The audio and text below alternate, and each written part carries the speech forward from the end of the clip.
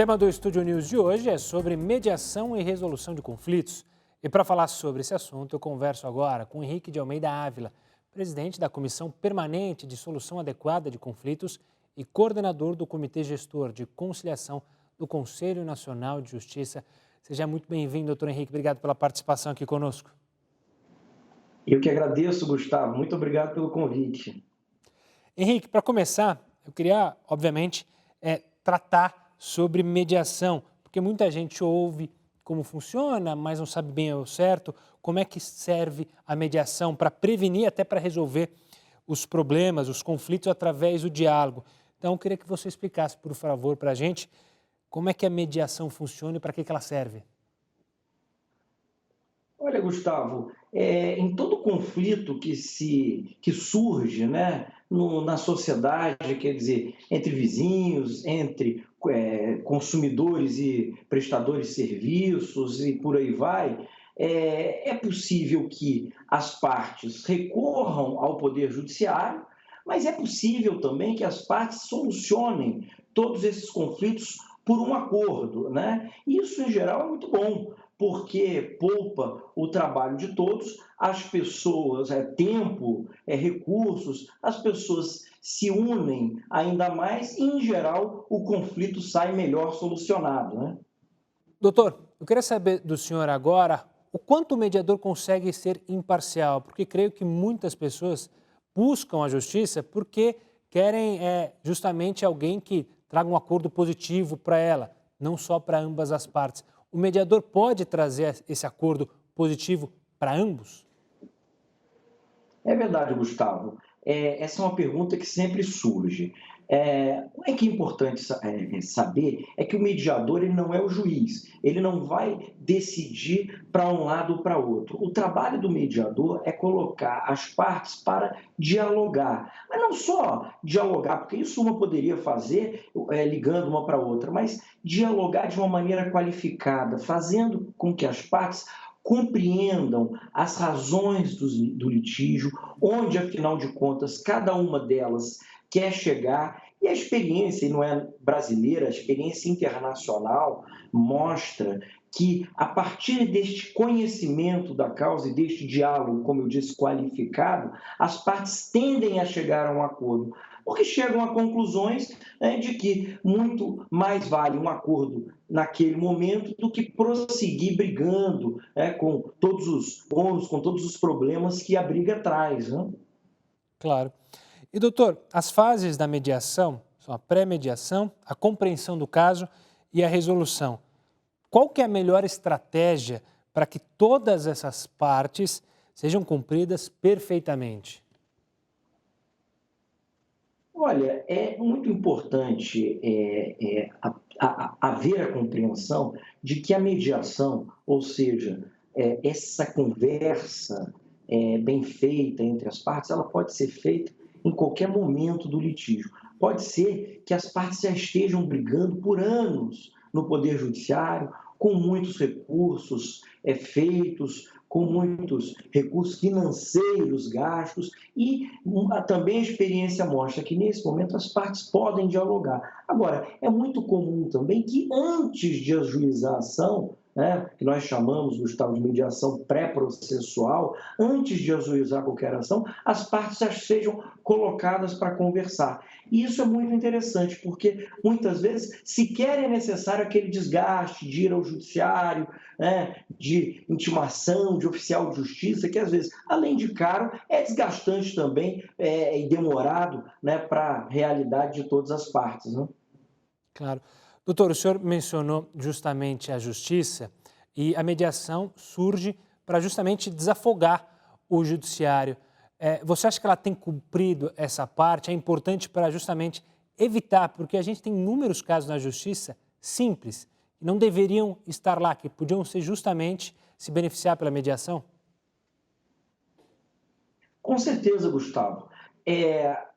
A mediação ela serve também para desafogar o Poder Judiciário, Nós todos sabemos que o Poder Judiciário tem muitas causas, o Poder Judiciário brasileiro é abarrotado de causas, como se costuma dizer. São 80 milhões de causas e os 18 mil juízes, embora sejam os mais produtivos do mundo, os juízes brasileiros são estatisticamente os mais produtivos do mundo, não conseguem dar conta desse número estrondoso de causas. Evidentemente, nós sabemos, né, essa estatística é uma estatística difícil de ter, mas nós sabemos que muitas dessas 80 milhões de causas não precisariam estar no Poder Judiciário, se as partes fossem chamadas a ter essa conversa, né, com um mediador ponderando os dois lados da moeda. E o que é importante dizer é que, por exemplo, podemos citar, Gustavo, o INSS, né, que muitas vezes há ações contra o INSS, e a gente sabe, os juízes das varas previdenciárias, varas federais previdenciárias, sabem bem disso,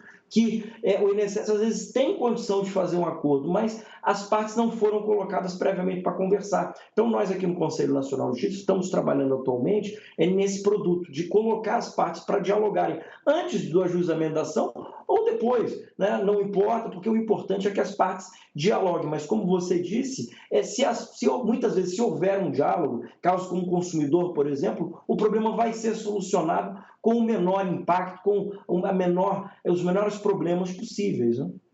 Claro. E, doutor, o senhor mencionou a questão previdenciária, também a relação entre consumidor e empresário. A mediação também pode servir para outros pontos, uma questão familiar, separação, a guarda de crianças. É possível usar a mediação para se chegar a um acordo ou isso tem que ir para a justiça? Não, claro, é muito possível. Aliás, em causas familiares, é uma das mais recomendadas, porque é uma das causas em que se percebe que, muitas vezes, o problema entre as partes não está rigorosamente naquele problema específico, numa disputa determinada, mas, na verdade, é uma falta de entendimento, de uma maneira geral, que o mediador pode colaborar muito, né? E, muitas vezes, uma decisão judicial, às vezes, antes de ajudar isso, às vezes só atrapalha, né? Porque se, por exemplo, tem um casal que já está se desentendendo, veio um juiz e intervém, né? Um juiz que é chamado, evidentemente, a partir de uma ação judicial e dá uma decisão, às vezes isso ainda piora a relação do casal. Quando, de novo, uma mediação em que as partes vão dialogar, é uma mediação, claro, com um mediador, com um profissional que entende do litígio, que vai depurar as razões do litígio, vai informar as partes, ela pode fazer com que as partes envolvidas compreendam melhor esse litígio e solucionem, cheguem a uma conclusão que pode ser melhor para todo mundo, né? Claro. Henrique, a gente está falando, claro, da justiça e da mediação. Quem está em casa, tenho certeza que sabe como acionar a justiça, buscar um advogado. Agora, na mediação, porque muita gente ouve falar, sabe da mediação, mas dificilmente sabe como agir, como buscar um mediador. Muito boa pergunta, Gustavo. Obrigado. Nós aqui no Conselho Nacional de Justiça precisamos realmente fazer essa divulgação, né, que é o trabalho que a gente tem diuturnamente.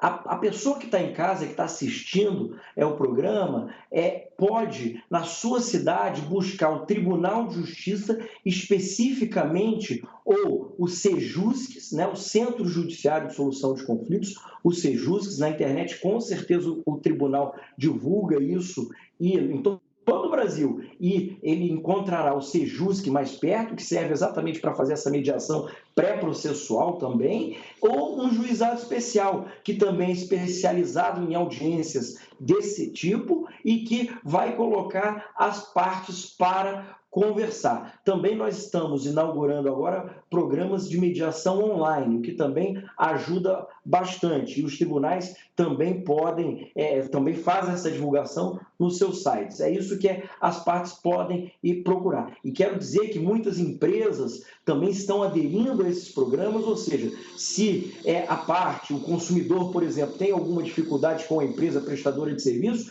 quase certo que aquela empresa tenha um convênio com o Tribunal de Justiça e que esteja lá conversando, procurando o Sejusque, o juizado especial ou uma mediação e uma conciliação online. Basta então procurar o site do Tribunal de Justiça e encontrar o Sejusque, o juizado especial ou a mediação online que melhor lhe aprouver, que for mais fácil.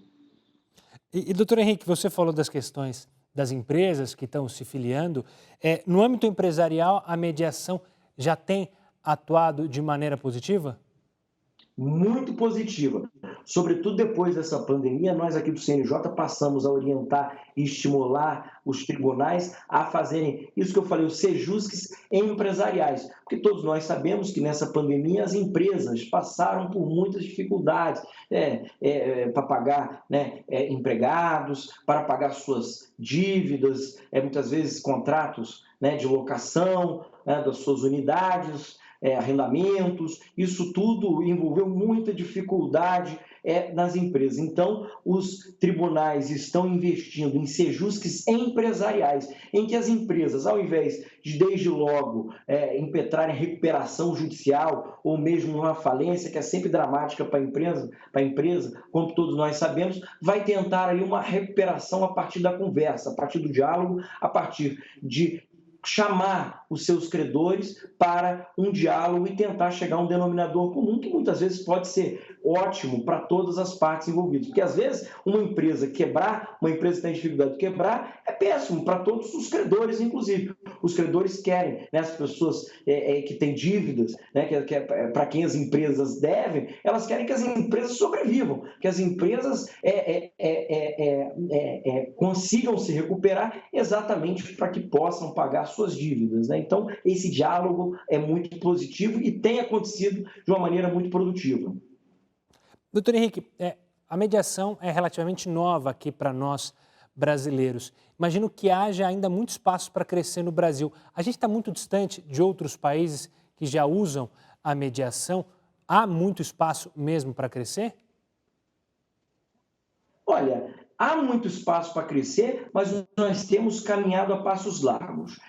O brasileiro, em geral, ele tem, é científico isso, quer dizer, são estudos de décadas que são feitos, ele tem um perfil muito beligerante, brigão, em bom português. Mas o brasileiro também tem cada vez mais percebido que o diálogo, às vezes, é muito mais rentável, é muito mais produtivo do que uma briga. Isso é muito bom. Isso tem acontecido no Brasil. É verdade que em alguns países a mediação está mais avançada, porque é, inclusive, mais antigo, se aplica a mediação há muito mais tempo, mas no Brasil, principalmente a partir de 2010, com a Resolução 125 do CNJ, esse instituto tem se desenvolvido muito.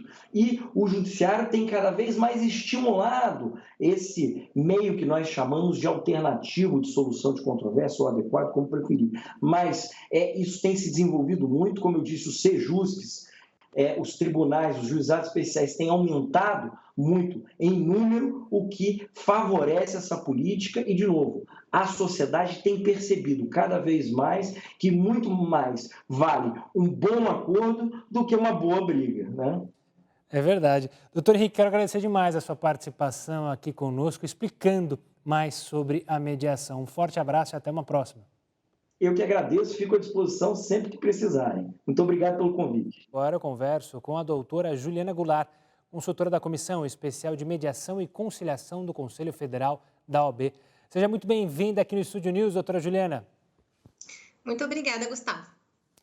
Doutora, para esse início de bate-papo, eu queria primeiro tirar a confusão da cabeça das pessoas sobre o que é mediação e o que é conciliação judicial. Existe diferença ou são sinônimos? Então, essa pergunta é bem importante para a gente poder esclarecer, O nosso legislador brasileiro, ele fez uma diferenciação entre esses meios de solução de conflitos. A conciliação é uma técnica de resolver conflitos em que um terceiro imparcial, por meio de sugestões e opiniões, ele ajuda as pessoas envolvidas a tomarem uma decisão, Mas é vedado, obviamente, qualquer tipo de constrangimento ou intimidação, para que essas pessoas conciliem. Pode ser tratado pela via da conciliação, por exemplo, um caso de trânsito em que uma das partes pleiteia uma indenização em razão de um pequeno acidente que, enfim, que tenha acontecido no dia a dia delas. Veja que essas pessoas, elas não têm um vínculo anterior que se pretenda preservar no tempo. Portanto, a conciliação nesse caso seria importante e uma forma adequada de tratamento do conflito.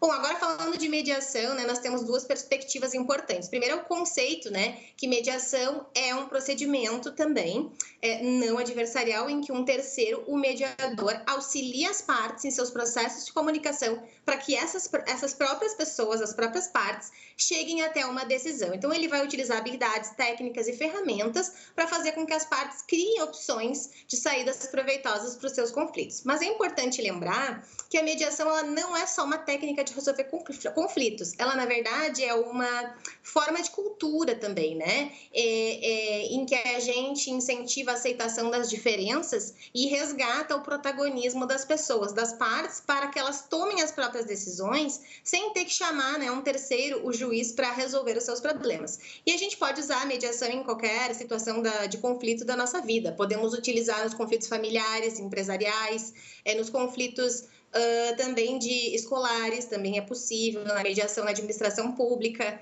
no próprio direito penal também é possível de utilizar. E, doutora, o que o mediador tem que levar em conta antes de iniciar uma mediação? Há princípios a serem seguidos? Sim, existem princípios, né? Na verdade, existem vários princípios que eu prefiro chamar de diretrizes, né? São diretrizes que estão previstas tanto na Resolução 125 do Conselho Nacional de Justiça, quanto no Código de Processo Civil e também na Lei de Mediação, porque a gente tem uma lei de mediação vigente no Brasil desde 2015. Então, vejam que o mediador, antes dele começar a mediação propriamente, ele precisa estabelecer com as pessoas envolvidas as regras do jogo da mediação. Ou seja, como que vai se dar a mediação? Qual o papel dele, né, como mediador? O que ele espera que as pessoas, né, como que elas vão se comportar nessa mediação? Por exemplo, vai dizer que enquanto um fala, o outro escuta, sem interrupções, porque todos terão o direito de falar e de serem escutados. Então, esses princípios, essas diretrizes, né, as mais importantes que eu posso mencionar aqui para vocês é a confidencialidade, a decisão informada e a própria imparcialidade, né?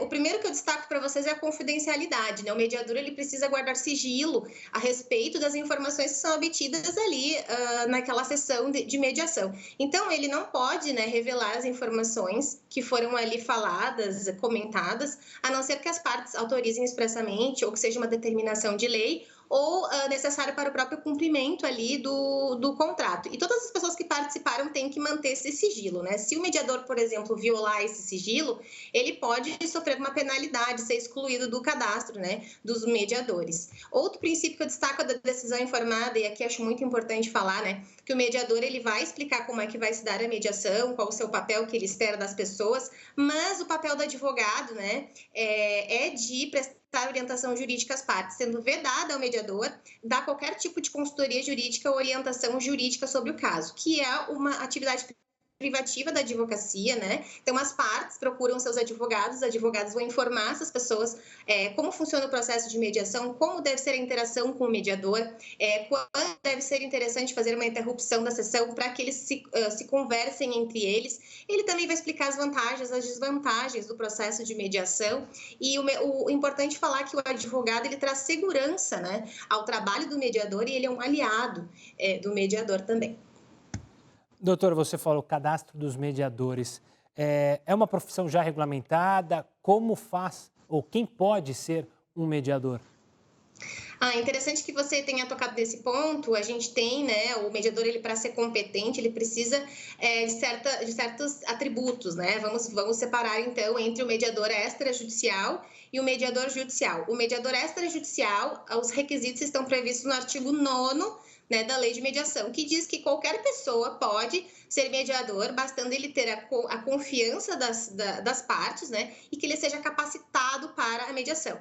Aqui, que seja capacitado, ele não exige nenhum curso específico, mas algumas câmaras privadas de mediação podem exigir, né, que para alguém se cadastrar nessas câmaras, que essa pessoa tenha algum curso ou certos requisitos. Já o artigo 11 da lei, que trata daí da mediação judicial, do mediador judicial, ele fala que ele traz um pouquinho mais de requisitos. Ele fala que a pessoa tem que ser capaz, que ela tem que ser graduada há pelo menos 2 anos, né, numa faculdade reconhecida, né, do MEC, e, claro, a pessoa também tem que ser capacitada a passar por um curso de capacitação reconhecido pela Infam, ou por tribunais, né, e, claro, que obedecendo critérios previstos pelo CNJ e Ministério da Justiça.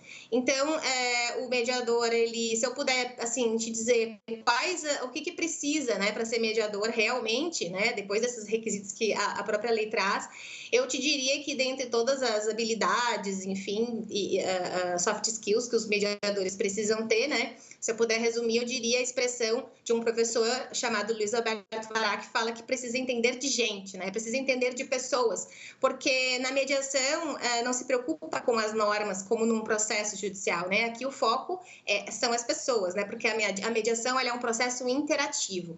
Então, aqui a gente tem uma mudança de perspectiva na justiça, né, para que a justiça seja um espaço de alívio dos sofrimentos humanos e não gerando conflitos além daqueles que as pessoas já têm.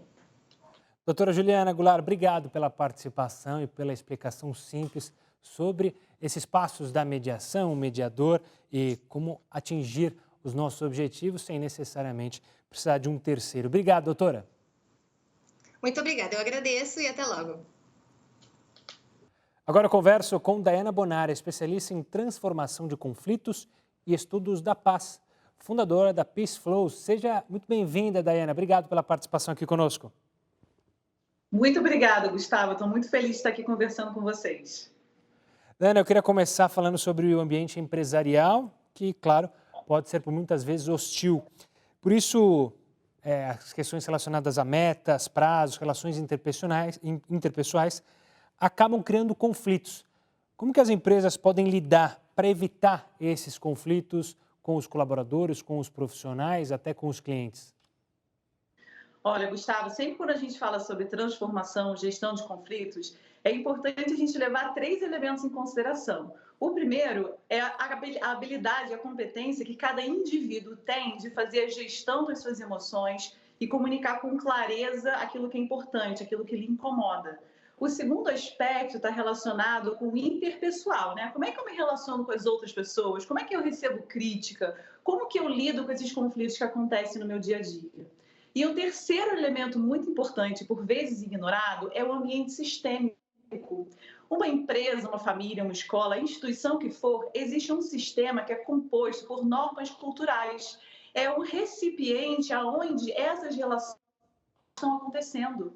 Então, é importante que os gestores e os líderes dessas empresas observem se o que está sendo inspirado ali dentro são comportamentos que estão a favor de uma cultura de diálogo, da colaboração, da inclusão, ou pelo contrário, se está estimulando a competição, se existe um receio das pessoas darem, por exemplo, feedback, retornos para os seus gestores imediatos, né, para alguém que está hierarquicamente superior. Então, uma empresa é um sistema complexo. Então, não adianta apenas treinar os colaboradores em desenvolver habilidades para a gestão de conflitos se a gente não enxerga como que esse sistema empresarial se organiza, né? Então, por vezes, às vezes o vice-presidente, o diretor, né? Eles dificilmente participam de treinamentos, mas são as pessoas mais importantes para compreenderem como esse sistema funciona, porque quem tem o poder e legitimidade para refazer processos, para estimular a colaboração. Então, quando a gente fala de gestão de conflitos no ambiente de trabalho, claro que tem a ver com a habilidade pessoal de cada um, é claro que treinamentos para administrar, né, essas relações conflituosas vai ajudar, mas é imprescindível que a própria empresa olhe para dentro de si e compreenda o que ela está estimulando nos seus colaboradores. Por isso que é importante que a liderança observe, né? Essa liderança ela está sendo um exemplo de escuta. Ela não escuta os seus funcionários, ela tem uma fala julgadora, ela administra as pessoas, né, pelo medo, pela culpa, pela vergonha, aquele famoso jargão que manda quem pode, obedece quem tem juízo. Um lugar desse possivelmente vai ter muito mais conflito do que se nós tivermos uma liderança que é mais empática, que escuta as pessoas. Então é importante, como eu falei antes, né, olhar o sistema, a liderança e empoderar as pessoas para que consigam resolver os seus conflitos interpessoais. Ou seja, por muitas vezes, pelo que deu para entender, Daiana, é que os líderes das grandes empresas terceirizam esse ambiente de trabalho, ou seja, buscam outras empresas para justamente trabalhar com os conflitos, mas ficam distantes, não participam justamente desse ambiente da empresa? Algumas vezes sim, geralmente a área de recursos humanos contrata a nossa empresa, por exemplo, para treinar os colaboradores. Os lugares onde eu vejo que tem mais preocupação de treinar líderes são as organizações não governamentais internacionais.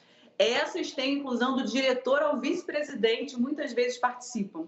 Então, quando eu vejo instituições que estão preocupadas em trazer essa visão, né, da comunicação não violenta ou da colaboração, onde todas as instâncias hierárquicas estão envolvidas, eu tenho muito mais crença numa transformação, porque juntos podem olhar para esse sistema, para essa forma, para essas normas culturais e questionar: será que essa é a melhor forma de organizar o nosso trabalho? Será que existe uma maneira que seja mais inteligente, mais inclusiva? E isso é feito com muito mais eficiência quando esse gestor, esse líder, essa diretora, né, essa presidenta, está ali olhando para isso e ouvindo os funcionários junto. É mais difícil quando tem esse vácuo, né? Estão só os colaboradores ali e aquelas pessoas que parecem deuses do Olimpo lá em cima, quase inatingíveis. E isso, com certeza, piora bastante os conflitos nas empresas. Daiana, agora eu quero ir para dentro das casas, porque a gente, claro, vive um tempo de pandemia, com uma quarentena muito pesada, logo os conflitos entre a família aumentou dentro de casa, entre o marido, a mulher, os filhos. Como solucionar isso mantendo a boa convivência que os tempos difíceis pedem? Olha, Gustavo, se o ambiente de trabalho é desafiador, as famílias são ainda mais desafiadoras. A mediação de conflitos, a gestão de conflitos no ambiente familiar é uma das mais difíceis, justamente porque tem uma relação muito longa, né? As pessoas se conhecem geralmente há muito tempo e tem o que na linguagem popular a gente chama de ranço. O ranço nada mais é do que congelar a pessoa num estereótipo. Ah, aquela pessoa é chata, ela vem grosso, ela vem... Então, a gente precisa, no ambiente familiar, em todos os ambientes, né, entender essa pessoa aqui que eu estou julgando de chato, o que ela está precisando? Ela está precisando de atenção, de organização, de companheirismo, de apoio. Então, a gente trabalha no nível mais profundo, que a gente chama de necessidades ou de valores compartilhados, onde essa família precisa se olhar com isso, né? Precisa olhar, através dessa pessoa que eu estou achando de chata, tem uma pessoa que está precisando de apoio, de ajuda, de consideração. Por trás do outro que está ali entediado, ele está precisando de entretenimento, de companhia. Então, é importante que essa família tenha algum momento ao longo do dia onde essa situação de tensão ou de tédio possa ser expressada de alguma forma. Então, todos em roda, sentados, e falar: gente, aí, como é que está para vocês isso, né? Pode ser que a mãe fale, porque as mulheres estão muito mais sobrecarregadas na pandemia, e disserem: gente, eu estou exausta, não aguento mais, eu preciso de um tempo para mim. Ou de o pai dizer: eu estou precisando sair para me movimentar, os filhos estão precisando jogar alguma coisa. Então, quando a gente entende o que está por trás desses rótulos que a gente dá às pessoas, e a gente chega nesse nível das necessidades, que é onde habita o que a gente chama de zona de possível acordo, onde mora a possibilidade de solução, fica mais fácil eu encontrar um acordo quando eu sei que uma pessoa precisa de lazer, a outra precisa de apoio, a outra precisa de entretenimento, a outra precisa de espaço, de autonomia, de liberdade. Aí sim, juntos, fica mais fácil elaborar uma estratégia que atenda a todos os membros dessa família. Importante lembrar que crianças e adolescentes não têm a mesma capacidade de gerir emoções do que nós adultos. Então, é importante um alto grau aí de paciência, de resiliência e de ajudá-los a lidar com tantas emoções misturadas, né, nesse ambiente de isolamento social. Claro. Daiana, quero agradecer demais a sua participação aqui conosco no Estúdio News. Até uma próxima. Muito obrigada. O Estúdio News fica por aqui. Eu conversei com a Daiana Bonari, especialista em transformação de conflitos e estudos da paz, fundadora da Peace Flow. Também falei com Juliana Goulart, consultora da Comissão Especial de Mediação e Conciliação do Conselho Federal da OAB, e Henrique de Almeida Ávila, presidente da Comissão Permanente de Solução Adequada de Conflitos e coordenador do Comitê Gestor da Conciliação do CNJ. Você já pode acompanhar essa entrevista lá no nosso canal do YouTube, também no Play Plus e, claro, no nosso podcast. Está tanto no Spotify quanto no Deezer. Semana que vem tem mais. Eu te espero. Tchau, tchau.